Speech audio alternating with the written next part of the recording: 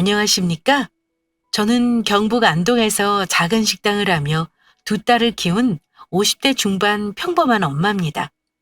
오늘 제 사연은 시댁이나 이혼 사연은 아니고요. 우리 큰딸 이야기입니다. 내 나이 또래 엄마들은 아마 자식들 어느 정도 다 키워놓고 한숨 돌리는 분이 많으실 겁니다. 이제는 자기 삶을 사는 분들이 많으실 겁니다. 하지만 자식은 평생 짐이라고 했던가요? 공부까지 다 마치고 취업하고 나서는 짝꿍 잘 만나 결혼 잘하는 거 보는 게 또 숙제처럼 남아있기 마련이죠. 우리 큰딸은 올해 29살이 되었고 원래대로라면 올해 봄에는 결혼을 했어야 맞습니다. 그런데 작년에 제가 우리 딸을 파혼시켰습니다. 만약 제가 우리 딸을 파혼시키지 않았다면 우리 딸은 결혼해서 마음고생하며 살다가 나중에 이혼을 고민하지 않았을까 하는 생각이 듭니다. 저는 이날 이때까지 살면서 신기한 일은 겪어본 적이 별로 없는 사람이지만 예비사돈 만나는 상견례 자리에서 세상 참 좁다는 걸 몸소 체험한 적이 있었습니다. 우리 큰딸은 파혼하고 나서 나름 속이 시끄러울 텐데도 회사 일로 바쁘고 씩씩하게 잘 살고 있는데 얼마 전 연락이 와서 저한테 이런 말을 하더군요. 엄마, 그놈하고는 완전히 끝났는데 그 집 아버지가 자꾸 연락이 와서 미안하다고 그러지 뭐야? 자기 아들 한 번만 봐달라면서 결혼하면 정말 똑바로 차리게 하겠다나? 그래서 다른 집 순진한 아가씨 다시 찾아보시라 했어. 하여간 사람 보는 눈이 있어가지고 내가 어지간히 마음에 드셨었나 봐. 이런 며느리감 어디서 얻냐면서 사정사정 하시는 거 있지? 남의 집 귀한 딸을 그런 망나니 같은 놈한테 줄 거라 생각했나 봐. 됐다 그래라. 어디 넘볼 걸 넘봐야지. 한 번만 더 연락 오면 그때는 엄마한테 말해. 내가 다시 한번 뒤집어 엎어야 그런 소리를 안 하겠구나. 아마 이제는 연락 안 하실 거야. 걱정하지 마, 엄마. 그 난리를 치며 파혼했는데 그 집에서는 우리 딸한테 미련을 못 버리는 모양이더군요. 너는 잘 지내는 거지? 언제 한번 집으로 내려와. 엄마가 맛있는 거 해줄게. 어휴, 엄마도 참. 나 괜찮아. 잘 지내니까 너무 걱정 마. 당분간 일이나 열심히 하고 살아야지 뭐. 그러다 보면 좋은 인연 또 나타나겠지? 그런 인간 못 알아본 게 내 잘못이지 뭐. 똥 차가고 벤츠 온다니까 더 좋은 사람 만나려면 나도 멋진 여자가 되어야겠다 싶어. 그래, 우리 딸이 어떤 딸인데 고작 그런 놈한테 휘둘리겠어? 걱정 마. 우리 딸은 훨씬 더 좋은 사람 만날 수 있어. 원래 이런 일도 한번 겪고 그래야 더 성숙해지고 사람 보는 눈도 생기는 거야. 똥 밟았다 생각하자. 똑똑한 아이이니 힘든 거 극복하려고 아마 열심히 다른 일에 집중하고 있는 듯 했습니다. 작년 가을 저는 우리 딸이 결혼한다는 예비사위를 상견례 자리에서 처음 보게 되었는데요. 딸이 결혼한다는 신랑감을 어째서 상견례 날 처음 볼 수 있나 하시겠지만 지금 드는 생각에는 일이 되려고 그랬나 싶기도 합니다. 사실 상견례 전에 몇 번 만날 수 있는 기회가 어긋난 적이 있습니다. 사진으로야 물론 본 적은 있습니다. 제가 서울에서 먼 지방에 살기도 하고 우리 딸이 어련히 알아서 좋은 신랑감 데려올까 싶어 그런 것도 있지만 어찌하다 보니 사위감 얼굴을 상견례 날 보게 되었네요. 아마 결혼 전 양가 가족들이 만나는 그 자리가 가장 긴장되는 자리일 겁니다. 저에게도 물론 그랬고요. 그런데 저는 상견례라는 어려운 자리에서 바로 그 집안에 파혼을 통보해버렸습니다. 제가 왜 상견례 자리에서 딸 결혼을 파토냈는지 그 이유가 궁금하실 겁니다. 세상 좁다더니. 사실 저는 초면인 줄 알았던 예비사위와 나쁜 인연으로 한 차례 만난 적이 있습니다. 어떤 인연이 있었는지 지금부터 제 이야기 잘 들어주시기 바랍니다. 우선 저에 대한 얘기를 간단하게나마 해야 할 듯 싶습니다. 평생을 바쁘게 산 저는 참 미안하게도 우리 딸들에게 참 못해준 게 많은 엄마입니다. 그래도 인생 중대사를 결정하려는 때에 결정적인 도움을 준 것 같아 그것만큼은 다행이다 싶은 마음이네요. 저는 이곳 안동에서 나고 자랐고 평생을 살았습니다. 아이들도 이곳에서 키워 고등학교까지 졸업시켰고 지들이 열심히 공부하고 서울로 대학까지 보내달라고 했습니다. 많은 걸 애들한테 해주지는 못했지만 그래도 하고 싶은 공부하겠다는 건 꼭 지원해줬고 정말 기특하게도 본인이 알아서 서울에 있는 대학도 가고 좋은 직장에 취직까지 했으니 얼마나 자랑스러운지 모릅니다. 우리 딸은 서울에서 둘째 딸이랑 같이 자취를 합니다. 자랑 같아 쑥스럽긴 합니다만 우리 큰딸은 대기업에 다니고 있습니다. 미술 전공한 둘째 딸도 이번에 좋은 회사 취직해 다니고 있고요. 어릴 때부터 늘 스스로 알아서 하는 게 많았던 우리 딸들이지만 아마 자기들도 바쁘게 사는 엄마 때문에 힘든 게 많았을 겁니다. 늘 미안한 게 많은 엄마인데 어느새 다 커서는 엄마 마음을 알아주니 그래도 내가 애들을 참 잘 키웠구나 하는 뿌듯함이 늘 있네요. 특히 우리 큰딸은 중요한 일을 결정할 때 엄마 말을 항상 귀담아 듣는 아이입니다. 저는 선택에는 조언을 해주지만 모든 결정은 우리 딸이 내렸고요. 총명하고 현명한 아이이니 저는 늘 우리 딸이 하는 선택을 믿고 지지해줬습니다. 하지만 누구든 모든 일에 딱 부러지는 법은 없는지 우리 딸이 하필 남자 보는 눈은 없었나 봅니다. 하필 결혼하겠다고 결정한 남자랑 파혼까지 했으니 말입니다. 제가 우리 딸 연애사는 잘 모릅니다만 사귀는 사람이 있다고 얘기한 건 한 2년 전쯤이었던 것 같습니다. 저한테 사귀는 남자가 있다고 집에 내려왔을 때 말한 적이 있긴 했습니다. 한참 연애하는 때였는지 눈까지 반짝반짝 빛내면서 저에게 말을 하더군요. 엄마, 나 실은 지금 만나는 남자가 있거든? 아직 만난 지 몇 달 안 되긴 했는데 엄마한테는 먼저 말하고 싶어서. 20대 중반에 넘은 나이이니 당연히 남자를 만날 수 있을 거라 생각은 했습니다. 하지만 결혼하기에는 이른 나이라 저는 딸아이가 사귄다는 남자를 아주 진지하게는 생각하지 않았습니다.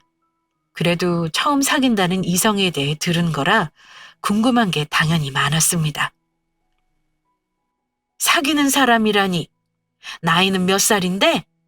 직장은 어디 다니고? 부모님은 두 분 다 계시는 거지? 그 친구 집은 어딘데? 아, 엄마, 참, 하나씩 물어봐. 나랑 동갑이고 직장 안 다니고 사업하는 사람이야. 아버지가 인테리어 일 하시는데 같이 도우면서 나중에 물려받으려고 하나 봐. 나 자취방 근처에서 사는데 아직 결혼까지 생각하지는 않지만 혹시 사람 일 모르는 거니까 엄마한테도 미리 얘기하는 거야. 엄마가 잔소리 안 해도 네가 알아서 잘하겠지만 항상 몸 조심하고 동생이랑 같이 사는 집이니까 집에 들락거리는 일 없도록 늘 조심해. 엄마 말 무슨 말인지 알지? 알아, 엄마. 내가 알아서 잘할 테니까 너무 걱정하지 마. 혹시 나중에 집에 내려올 때 엄마 소개해 줄까? 엄마가 보고 싶다면 나중에 한번 같이 내려갈게. 아이고, 됐다. 나중에 결혼할 사람 아니면 데리고 올 필요 없어. 엄마가 너 연애하는데 참견할 생각도 없고 네가 알아서 똑똑하게 잘 만나리라 믿어. 엄마가 보나마나 우리 딸이 사귀는 사람이니 아주 좋은 남자겠지 뭐. 사귀는 사람 얘기를 스쳐가듯이 말하고 나서 한동안은 둘이 예쁘게 만나는 것 같았습니다. 다른 젊은 연인들 데이트하는 것처럼 놀러도 다니고 맛있는 것도 먹으러 다니고 하면서 한 달에 한 번은 내려오던 집에도 잘 안 오기도 하더군요. 한창 좋을 때이니 그런 거보다 생각했고요. 하지만 세상의 모든 커플들이 마냥 좋을 때만 있는 건 아니듯 싸울 때도 있고 헤어졌다 다시 만나기도 하고 다들 나름의 아픔을 겪고 나는 거 아실 겁니다. 우리 딸도 예외는 아니었는지 가끔 둘째 딸내미가 집에 내려오면 언니가 뭐하고 사는지 일러바치기도 했습니다. 엄마, 언니 만나는 남자랑 헤어진 것 같더라? 좋다고 결혼할 것처럼 굴더니 다시는 안 만날 거라면서 깡소주 마시던데? 엄마 밥 먹으러 집에나 내려가자 그랬는데 심란한지 집에 있겠대. 내가 말했다고 하지 말고 엄마는 그냥 알고만 있어? 시간 지나면 또 멀쩡해지겠지. 저번에도 헤어진다고 난리친 적이 있는데 한 달도 안 돼서 다시 만나더라고. 이번에도 어떨지 모르겠네. 뭐? 아니 한창 이쁘게 만나도 모자랄 판에 연애하면서 뭘 그리 마음고생을 해? 그놈이 혹시 언니 마음고생 시키니? 나도 자세히는 몰라. 아직 얼굴 본 적은 없거든? 나는 애인이 없어서 모르겠는데 원래 연애하면 그런 건가? 좋다 그럴 땐 죽고 못 살 것처럼 굴더니 싫다 그럴 때는 원수가 따로 없는 거 있지? 그럴 거면 뭐로 연애하나 몰라? 암튼 엄마는 모른 척 해줘. 연애하던 초반에는 마냥 좋다고 하더니 1년이 넘어가면서 크고 작게 싸움도 하고 헤어지기도 했다가 다시 만나는 걸 반복하는 듯 했습니다. 딸의 연애를 보는 부모 입장에서 아이가 늘 행복하기를 바란다지만 안 좋은 상황이 온다 해도 사실 다 큰 아이에게 이래라 저래라 하며 개입한다는 것이 쉽지 않다는 거 아실 겁니다. 물어보고 싶은 게 많아도 딸이 말하기 전에는 굳이 꼬치꼬치 캐묻지 않았습니다. 사실 저도 젊었을 때 연애해봤으니 잘 알죠. 사랑이란 게 그렇잖아요. 좋을 때도 있고 나쁠 때도 있고 그런 폭풍 같은 시간을 견디고 성숙해지는 거니까요. 아픈 것도 온전히 딸이 견뎌야 할 몫이라고 생각했습니다. 그러다가 어느 날은 또 생글생글 자기 컨디션을 찾은 것 같길래 다시 잘 돼가나 보다 예상만 하고 있었습니다. 저는 이곳 안동에서 식당을 20년 넘게 운영하고 있습니다. 처음에는 남편이랑 같이 했지만 5년 전에 남편이 먼저 암으로 저 세상 가고 나서 오롯이 제 일이 되어버린 지 오래네요. 그래서 여름 휴가 빼고 1년 전부를 거의 이곳에 매여 삽니다. 제가 사장이긴 하지만 주방 일도 같이 하기 때문에 쉴 수가 없어요. 아이들이 내려오면 가끔 가게에서 서빙을 도와주기도 하고요. 제가 이 식당 하면서 우리 애들 다 공부시키고 집도 사고 건물도 샀으니 이제는 식당 일 하는 거에 사명감마저 가지고 있습니다.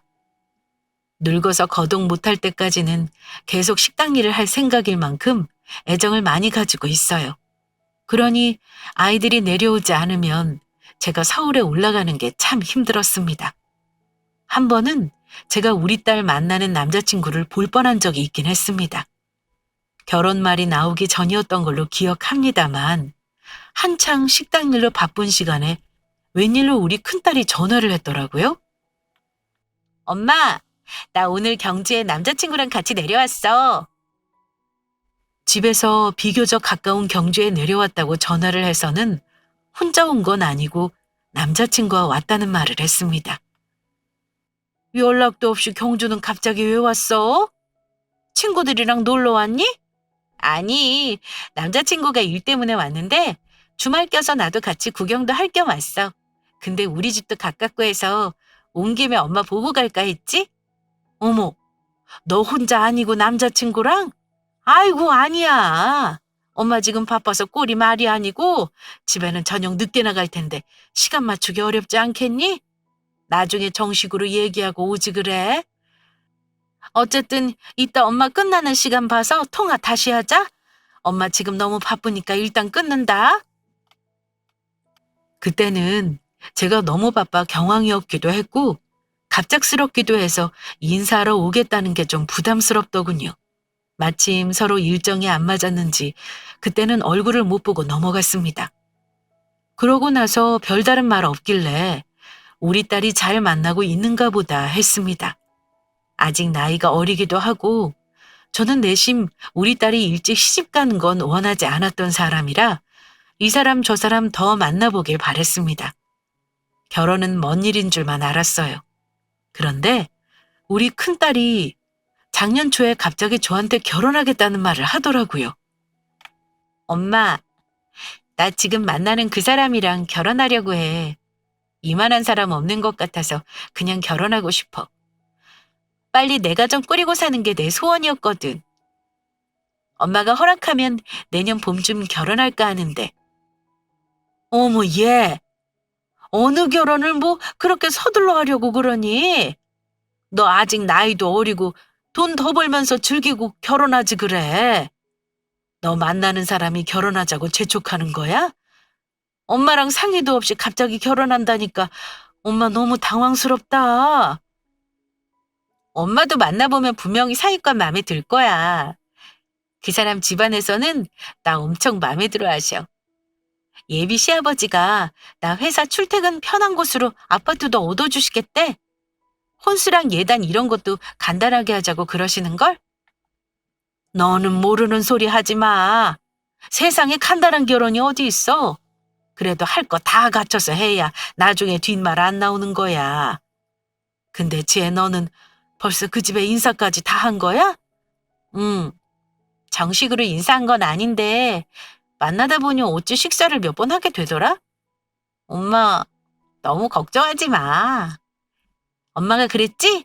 결혼은 나보다 조금 못한 사람이랑 하고 나를 더 좋아해주는 사람이랑 만나야 잘 산다며? 이 사람이 딱 그래.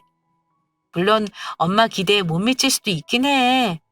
그래도 먹고 사는 거 걱정 없고 예비 시댁도 잘 사니까 이 정도면 됐다 싶어.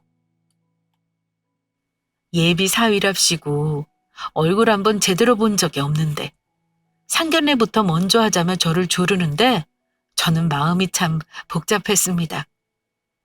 그럴 리는 없겠지만 혹여 친정아빠가 없다고 그 집에서 흠을 잡으면 어쩔 거 하는 못난 생각이 들기도 했고요. 다행히 그쪽 집안에서 우리 딸을 마음에 들어 한다니 한시름 놓기는 했지만요. 딸 가진 엄마 입장에서는 걱정이 한가득일 수밖에 없었습니다. 느닷없이 결혼하겠다는 말을 듣고 몇 달 만에 상견례라니 물론 빠르다 생각했고 더 말려보기도 했지만 그래도 딸이 하는 결정인데 제가 어찌 강요를 하겠습니까? 선택은 늘 본인이 해야 하는 거니까요.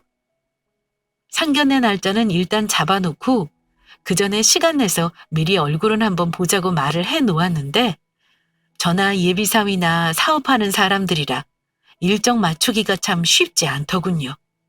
이래저래 심란한 마음이었지만 시간 내서 예비사위랑 꼭 한번 내려와라 얘기를 해놓은 상태였죠. 그렇게 딸이랑 전화로 일정을 조율하며 저도 만날 시간을 내보려 했습니다. 하필 관광객이 제일 많은 성수기가 시작될 무렵이라 시간 내는 게 좀처럼 쉽지 않더군요. 정 얼굴 보는 게 어려우면 그냥 엄마가 일하는 식당으로 예비사위를 데려오라고 할 참이었습니다. 예비사위만큼은 집에서 정성껏 대접하고 싶었으나 정 안 되면 내 식당에 와서 대접하는 것도 나쁘지 않겠다 생각했고요. 제가 워낙 바빴으니 어쩔 수가 없었습니다. 그 무렵에는 워낙 관광객이 많아서 외지인들이 특히 많아지는 때라 아르바이트생도 몇 명도 고용해 식당 일을 봐야 합니다. 딸내미가 결혼하는 건 하는 거고 저도 제 할 일을 해야 하니까 눈코 뜰 새 없이 바쁜 나날을 보내고 있었습니다. 좋은 손님도 있고 간혹 식당에 오는 뜨내기 손님들이 시비 거는 일이나 밥값을 계산하지 않고 가는 일도 많아서 늘 식당에 붙어 있어야 했기에 시간적인 여유가 가장 없을 때였습니다. 바쁜 만큼 몸이 피곤하기도 했고 또 이런저런 크고 작은 일들이 많아 골머리를 썩기도 했는데요. 그 무렵에 우리 식당에 온 진상 손님 때문에 곤욕을 치른 일이 있었습니다. 아마 장사하시는 분들은 다 아실 겁니다. 아무리 돈을 잘 벌어도 진상 손님 한 번 겪고 나면 장사할 의욕이 확 떨어지는 거 말입니다. 저도 나이가 들수록 체력이 달려 그런 건지 유독 더 그런 생각이 드는 때였습니다. 가뜩이나 힘든데 기운 빠지는 일이 생긴 게 그 무렵이었습니다. 주말 저녁 마지막 마감을 얼마 안 남긴 시간이었던 걸로 기억하네요. 저는 그 시간에는 주방에서 나와 카운터에서 매출 점검을 주로 합니다. 그날도 다르지 않았고요. 그런데 테이블에서 우리 종업원과 손님이 실랑이를 하는 소리가 들리는 겁니다. 손님, 죄송하지만 저희 마지막 주문 시간이 지나서요. 주방도 마감을 했고 지금은 새로운 주문은 좀 어려우세요. 대신 문 닫는 시간까지는 더 드실 수 있으니까 이해 부탁드려요. 아니, 지금 마감 시간 5분 지났다고 주문을 안 받는 경우가 어딨어요? 술 마시는데 안주가 없다잖아요. 손님한테 깡소주 마시라는 거요? 뭐 씹어먹을 게 있어야 술을 먹지. 잔말 말고 여기 메뉴판 가져와 봐요. 저기 손님, 죄송한데 지금 재료도 소진돼서 좀 어려워요. 지금 많이도 시켜 드셨고 또 술도 꽤나 많이 드신 것 같으니까 여기서 그만하시는 게 어떨까요? 지금 주문은 어렵습니다. 손님이 가져오라는데 뭐가 이렇게 말이 많아? 여긴 대체 뭘로 장사하길래 이렇게 콧대가 높아? 나는 여기 더 마시고 가야겠으니까 당장 메뉴판 가져와. 정말. 자기야, 제발 그만해. 자기 많이 마셨잖아. 이제 적당히 하고 나가자. 아님 나가서 다른 술집 가면 되잖아. 제발 나가자. 됐어. 자존심 상해서 나는 여기서 꼭 먹어야겠어. 난 종업원하고는 더 이상 말할 생각 없고 여기 사장 나오라 그래. 사장 나오라 그래! 사장 나오라며 소리를 고래고래 지르고 있었고 보아하니 술이 불쾌하게 취한 젊은 남자 손님이 추가 주문을 더 해달라면서 언성을 높이고 있었습니다. 더 이상 큰 소리 안 나면 끼어들지 않으려 했는데 순간 바닥에 뭔가 떨어지며 깨지는 소리가 나는 겁니다. 놀라서 봤더니 그 남자 손님이 마시고 있던 소주잔을 바닥에 내동댕이 쳤는지 깨진 유리잔이 바닥에 뒹굴고 있더군요. 일행으로 보이는 젊은 여자 손님도 말리고 있었지만 역부족으로 보였습니다. 상황이 그리 돌아가니 직원만으로는 안 되겠다 싶어 제가 끼어들었습니다. 저기 손님, 제가 여기 사장인데요. 지금 대충 나누는 얘기 들었는데요. 저희 직원들도 이제는 정리하고 퇴근을 해야 하는 시간이라서요. 죄송하지만 이쯤에서 그만해 주세요. 다음에 이른 시간에 와주시면 제가 꼭 맛있게 서비스 메뉴 하나 해드릴게요. 아줌마가 여기 사장이야? 아니 대체 종업원 교육을 어떻게 시킨 거요? 서비스고 뭐고 필요 없고 지금 당장 이 가게에서 제일 맛있는 걸로다가 빨리 만들어서 내놔봐요. 내가 끼어들었지만 수그러들기는커녕 제게 더 큰 소리를 치길래 참 난감했습니다. 손님, 보아하니 일행분도 난감해하시고 저희도 지금은 상황이 여의치가 않아요. 죄송하지만 이만 나가주시겠어요? 더 이상 큰 소리 내면 저희 영업에 방해돼요. 술도 많이 취하신 것 같은데 이쯤에서 그만 드시고요.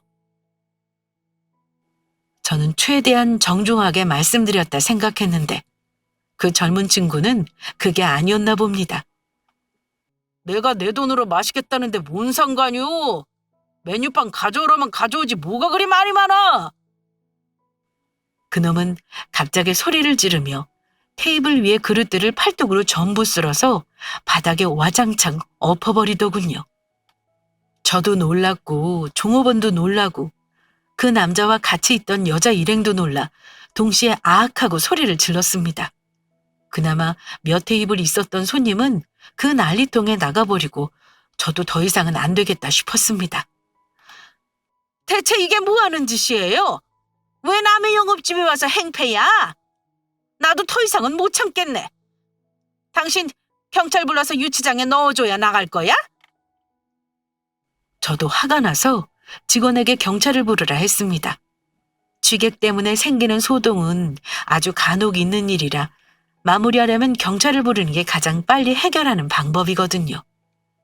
결국은 직원이 경찰을 불렀고 곧이어 출동한 경찰이 오고 나서야 소동을 중단할 수 있었습니다. 저도 어지간하면 이해를 하려 했습니다만 나이도 젊은 사람이 장사하는 사람이라고 나이 많은 저한테 언사를 함부로 하는 거 보니 너무 화가 나더군요. 그때는 저도 기분이 너무 상해서 확 고소를 하고 싶은 마음이 들었습니다. 경찰이 지구대로 데려갈 테니 피해 입은 거 고소하시겠냐 하길래 일단 하겠다고 의사를 전달했습니다. 그런데 마침 그 진상놈이랑 같이 있던 여자 일행이 굉장히 미안해하면서 저한테 사과를 하는 겁니다. 아마 일이 커지면 골치 아플 거 뻔히 보이잖아요. 고소하기 전에 저에게 사정을 해서 입막음을 하려던 거였겠죠. 사장님, 제가 대신 사과드릴게요. 일단 오늘 일은 100번 저희 잘못입니다. 정말 죄송해요. 제 애인이 술 마시면 저도 감당을 잘 못해요.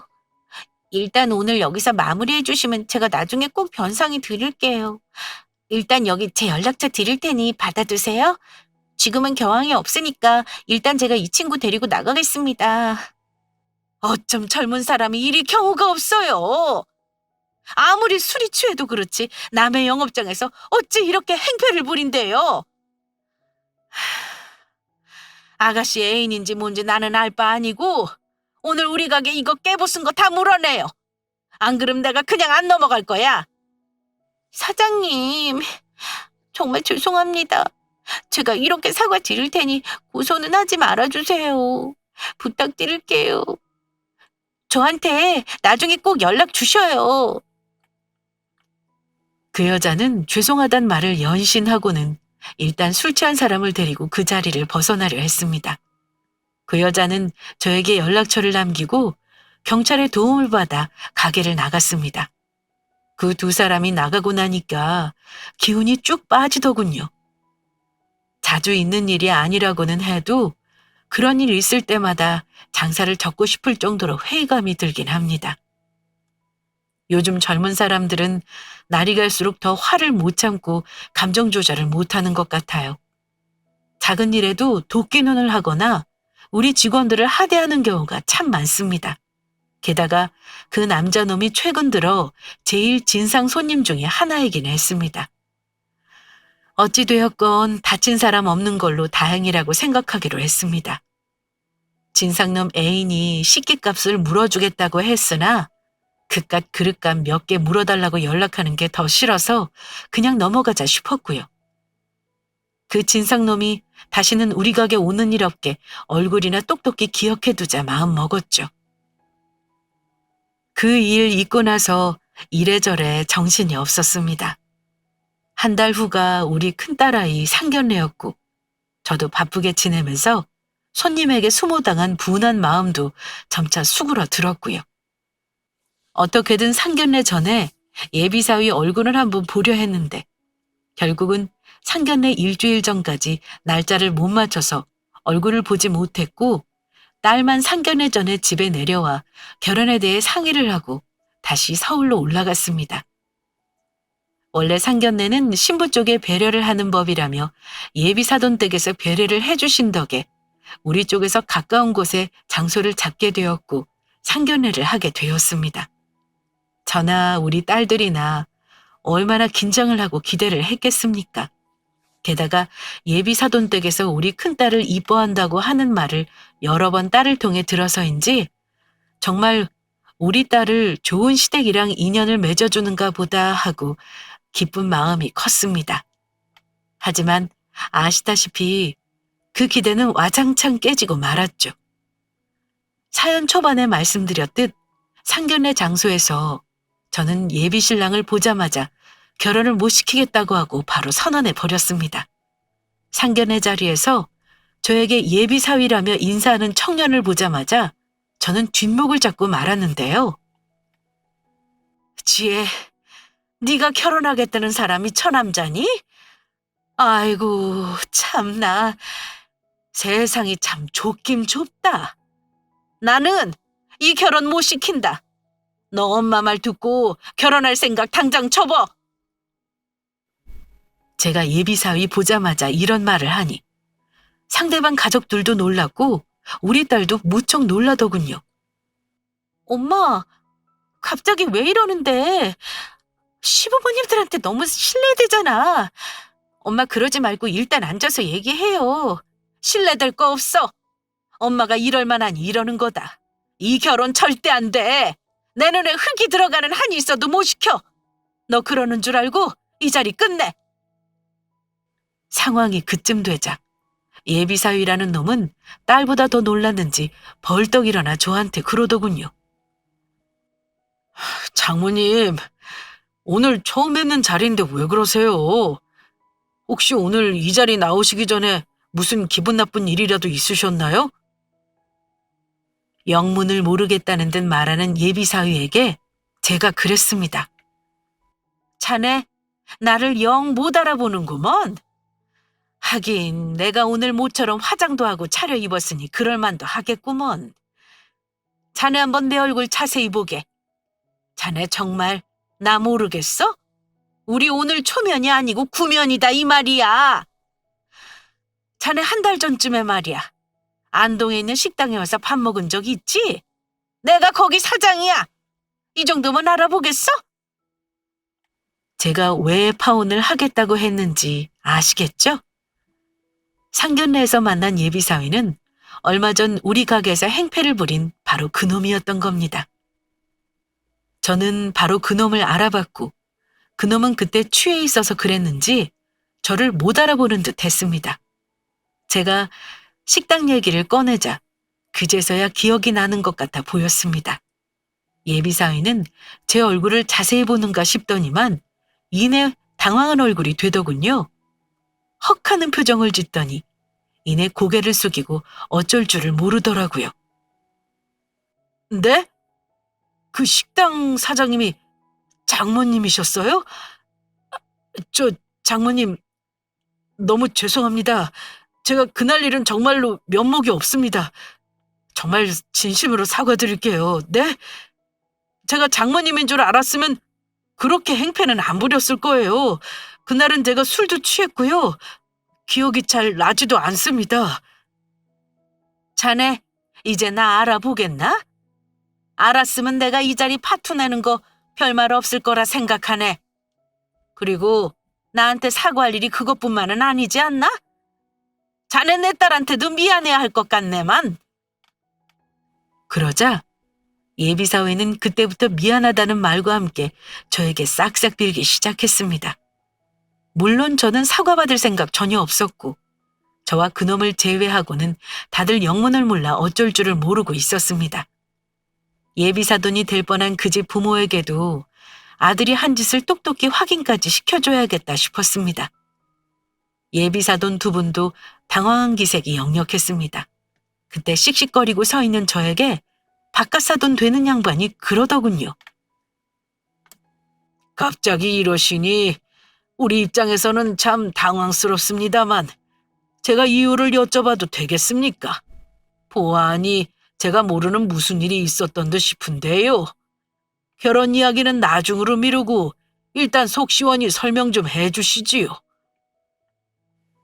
어차피 양가 부모 다 만난 자리니까 결혼 취소하려면 거기 있는 사람들을 전부 납득시켜야겠다 싶었습니다. 예, 그러지요. 제가 괜히 이러는 거 아닙니다. 보아하니 그대 가드님은 지금 경황이 없어서 자기 입으로 상황 설명을 못할 것 같네요. 제가 다 설명드리지요. 아, 생각해보니까 굳이 제 입으로 설명드릴 필요가 없겠군요. 다들 기다려보시겠어요?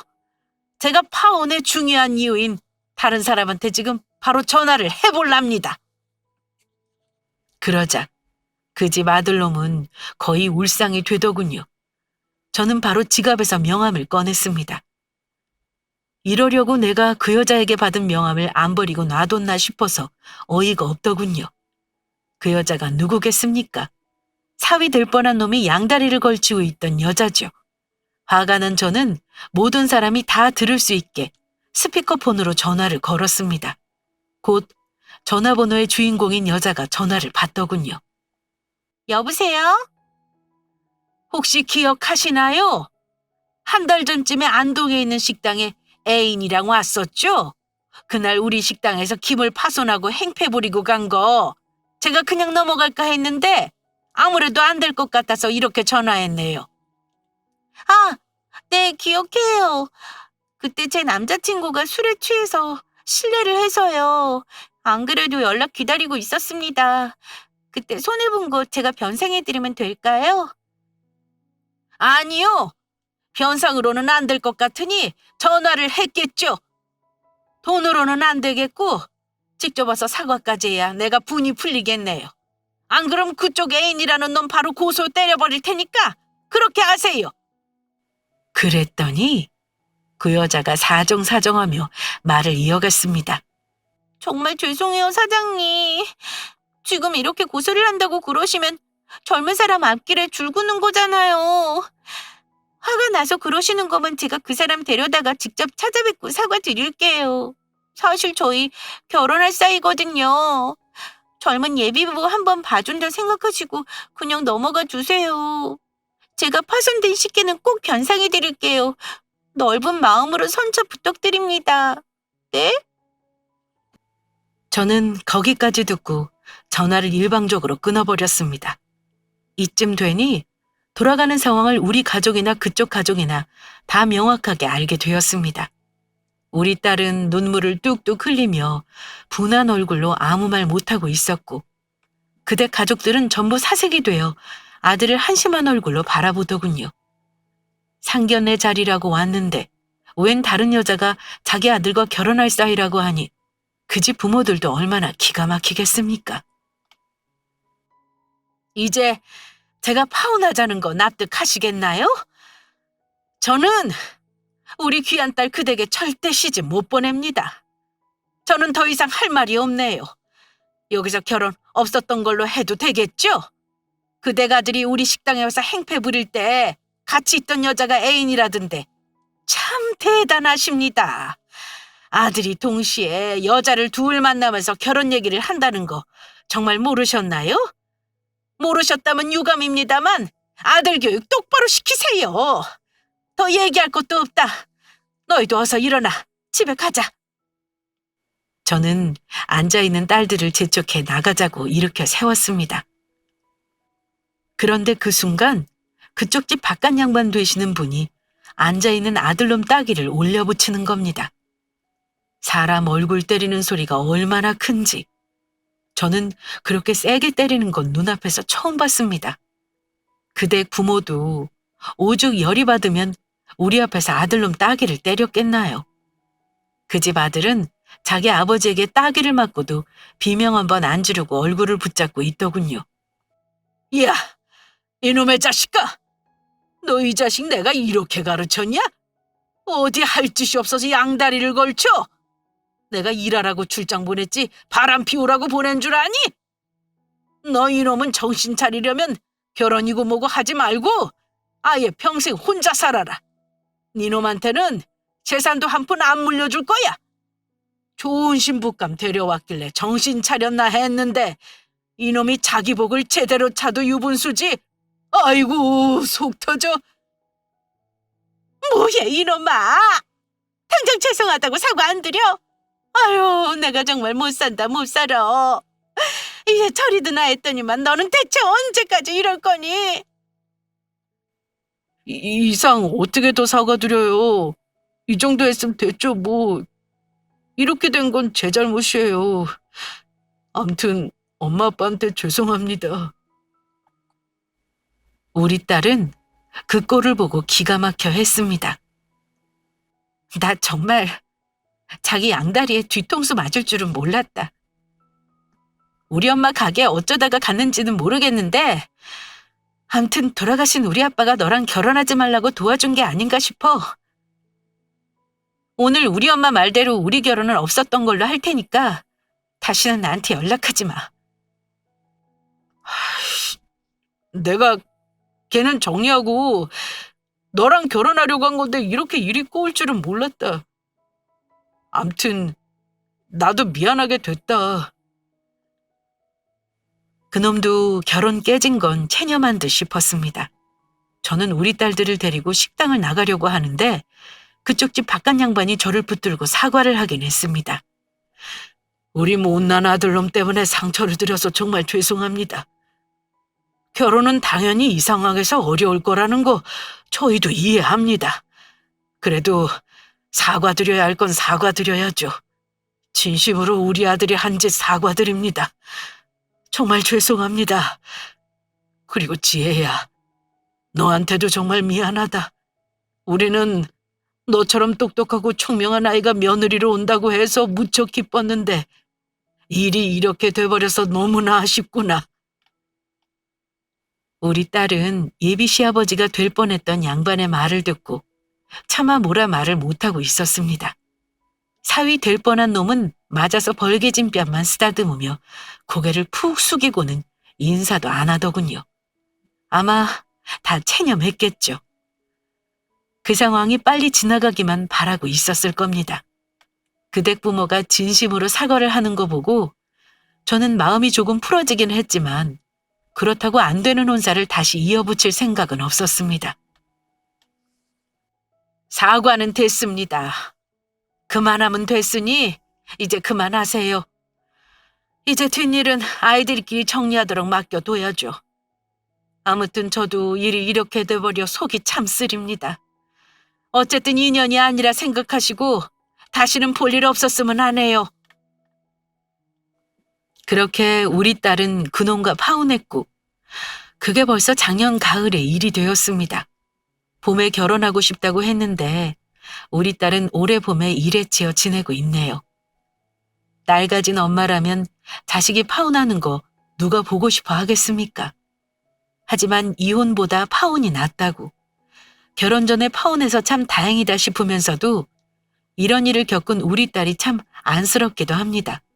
만약 상견례 전에 딸이 만난다는 그 친구를 한 번이라도 봤다면 내가 걸러줄 수 있었을까 하는 생각도 많이 했어요. 하지만 그 전에 봤어도 만약 그놈이 본 모습을 감췄다면 내가 그놈 본 모습을 모를 수도 있지 않았을까 싶기도 합니다. 결론은 사람은 겉으로 봐서는 절대 모른다는 거죠. 아무리 나이가 50이 넘고 이제는 사람 보는 눈이 생겼다 잘난 척해도 역시 사람은 겉으로만 봐서는 모르는 건가 싶기도 합니다. 찾아와도 하필 내 식당에 와서 술을 마시는 바람에 사위 될 뻔한 놈 인성을 알았으니 천만 다양한 일이긴 합니다. 정말 우리 딸 말대로 죽은 남편이 딸 인생 망칠까 싶어 그놈은 우리 식당에 오게 했는지도 모를 일이죠. 어쨌거나 조상이 도운 파혼임에는 틀림이 없는 것 같네요. 파혼하고 나서 저는 우리 딸에게 결혼 하나도 급할 거 없다고 신신당부를 했습니다. 여자가 능력만 있으면 혼자 살아도 되는 세상에 굳이 일찍 결혼할 필요 없다고요. 이 말 들으면 하늘에 있는 남편이 싫어하겠지만 저는 그렇게 생각합니다. 요즘 세상에 굳이 능력 있는 여자가 결혼해서 힘들게 살 필요 있나요? 물론 좋은 사람 만나면 언제든 결혼은 시킬 생각입니다만 이번 일 겪고 나니까 굳이 결혼을 목표로 삼게 할 필요 없다 싶어서 일절 누구 만나냐는 말도 안 물어봅니다. 다행히 우리 딸도 그놈이랑은 잘 정리하고 씩씩하게 사는 듯 하더군요. 힘든 일을 겪었지만 우리 딸의 앞날을 응원하면서 저의 사연은 여기서 마무리할까 합니다. 다들 자식들 키우신다면 저의 심정을 이해해 주실 거라 믿습니다. 그럼 저는 이만 물러가겠습니다. 긴 이야기 들어주신 구독자분들께 감사드립니다.